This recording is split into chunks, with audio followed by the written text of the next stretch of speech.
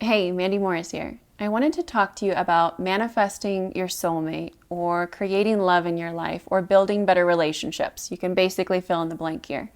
And first, I wanted to tell you a little bit about my past because regardless of where you're at right now in your relationships, both intimately, professionally, with your friends, and if you don't like it, I promise you it can change. So, unfortunately, in my past and moments, certain people showed me that love wasn't really real, or love fit the definition of manipulation or self sacrifice.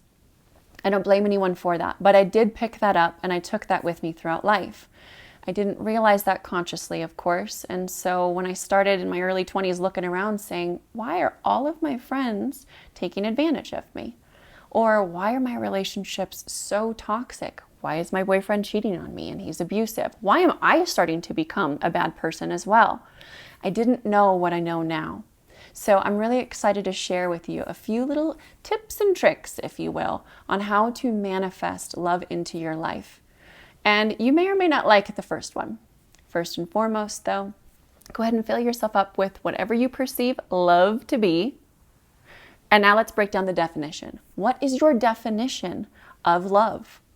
What do you think relationships are supposed to be? Now, it's not what you hope in your Cinderella story. It is how are they playing out in your life right now?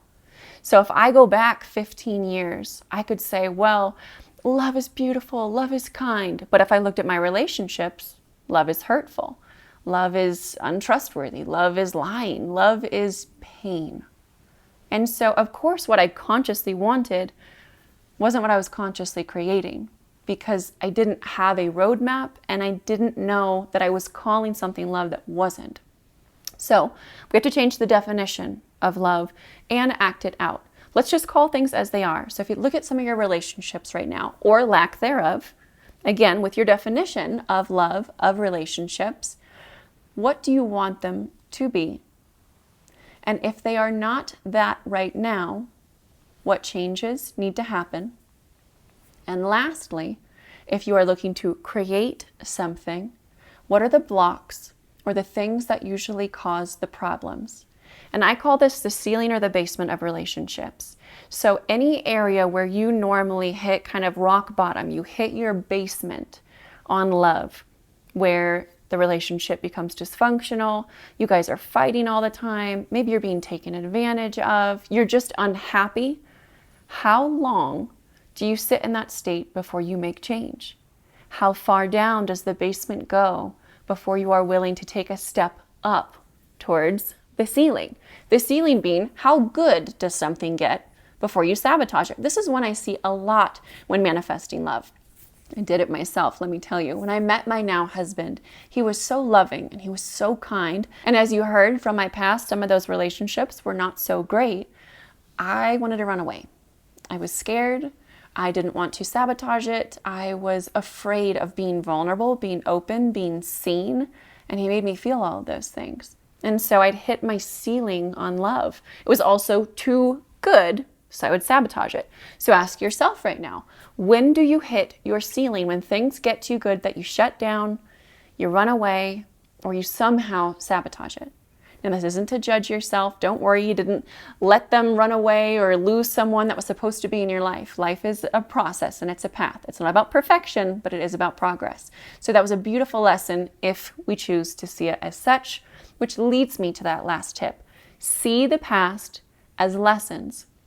Take a few steps back and get curious about why would that happen that way? Why do I think that way? Who taught me growing up, again, we're not placing judgment on them, but who taught me growing up that this was what love was supposed to be? Because I can guarantee you, love and abundance and a beautiful life filled with beautiful and healthy relationships are meant for everyone. But we do have some work to do on unraveling or detangling some of those pieces of what we perceive love and relationships to be. And usually those come from our past or our relationship traumas. So to understand more on how to detangle the dense energy so you can manifest love, get my book, The 8 Secrets to Powerful Manifesting. There's an entire chapter on it, as well as all of the other secrets to manifesting love, abundance, happiness, joy, purpose, work. You enter the blank, And it's there. Science, psychology, and the spiritual, beautiful downloads.